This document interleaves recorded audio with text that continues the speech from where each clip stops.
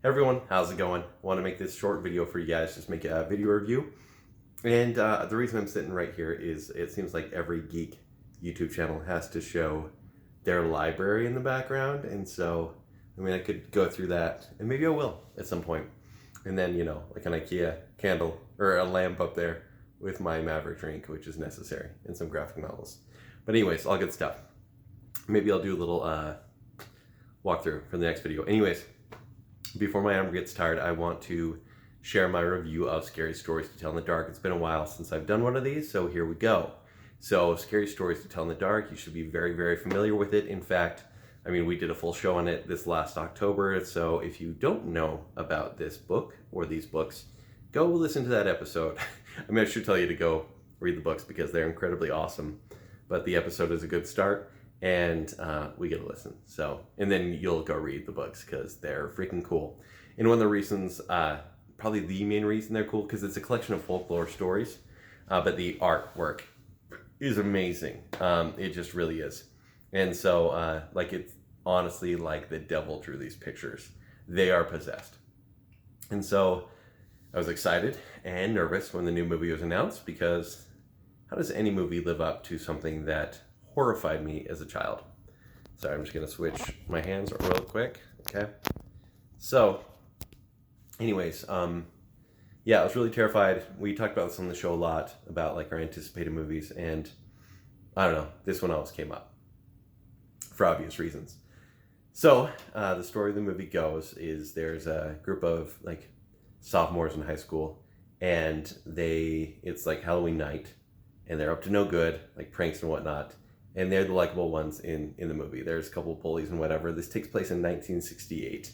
There's reasons for that. They kind of center around some movies like Night of the Living Dead, but also like the lack of technology. I think this movie, I think they probably had some issues of like how to make this modern and make it believable, and so it felt like a more pure time.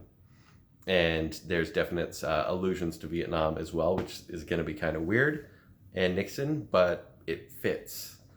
Yeah, so anyways, this group of kids, they're pulling pranks, they get in some trouble, they end up on Halloween night going to a haunted house and finding a book. And there's, don't want to give the backstory of the book away, but basically, scary stories to tell in the dark, to read in the dark. And there's a few stories in the book, but they're stories being written, and they're the familiar ones we know, but they're written with the principal characters in the stories. And so the stories do deviate a little bit, but there is constant threat. It's almost like Final Destination meets classic movie monsters, or like It, how it can kind of take your fears and manipulate you with them. So anyways, yeah, so basically it's of just a few characters being threatened, but man, are they threatened. This is a PG-13 movie. Veer's really, really dark. Like, it's, like I say PG-13, and I always kind of look down on that, but like, honestly, some of the great horror movies are PG-13. Like, there's Quiet Place, which is really like more suspense thriller, but you think The Ring, and that's a dark, dark movie, but PG-13. Almost rated R in content, like as far as like how adult it goes and how dark and serious it is. This one is closer to that, with glimpses of Goosebumps.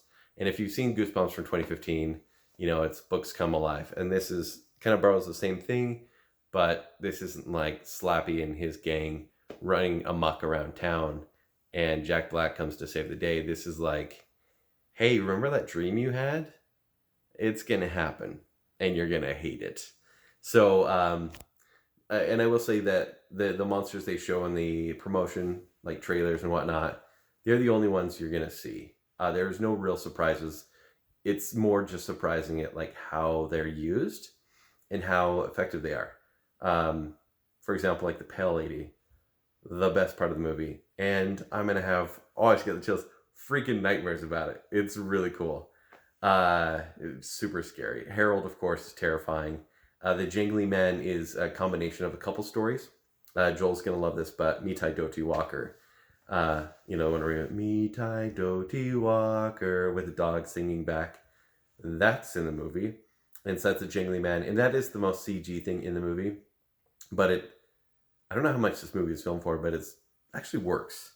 Like there's a lot of the like in the dark and the you see face like in fact, I hope that's the screenshot of the video. In fact, there's a few jump scares here, but truthfully, these are books that are relying on jump scares. They're all earned in this movie. There are so many tropes throughout, but it's earned and it fits.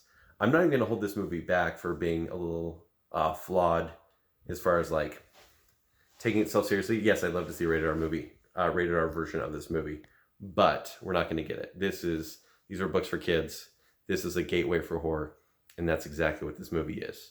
There's, as far as like the ending goes, and the explanation of like how to counter everything, you'll get there, or like the origins of such, pretty weak. There will be sequels, I hope, because there's so many more stories to tell, and this is one thing where I want to see it continue. Curious to see how it will, but you know, there you have it. So really, I think I'm going to give this one a B. It is one I'll probably watch every year, every other year, and I would love to watch it with a new group of people. Is it scary for people like you and I?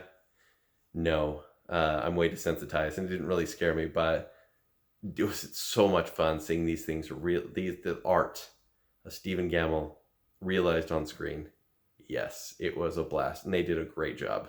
So, and honestly, Andre Overdahl, who directed it, you know, it seemed kind of standard in 1968. He's trying to make it a period movie, but when it was meant to be film scary, it was. And so, really clever, clever scares, and of course jump scares, but clever monsters and everything. And you can tell Del Toro had a hand in this because some creatures were very Del Toro-esque. So yeah, give it a B. Go see this in the theater, and yeah, I'll have my review out in a couple days. Bye.